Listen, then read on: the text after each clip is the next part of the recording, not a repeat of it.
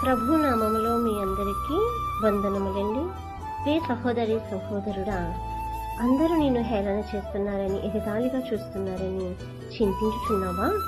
వాళ్ళు నీ గురించి అవహేళన చేస్తున్నారని బాధపడుచున్నావా? వారు నువ్వు అసహ్యంగా ఉన్నావని హేళన చేస్తున్నారా?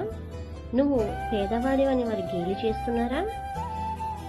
ఎవ్వరూ నిన్ను ఇష్టపడటం లేదని బాధపడుచున్నావా? నీవు ఎవరికి ముఖ్యమైన వ్యక్తి కావాలని బాధపడుతున్నావా? నీవు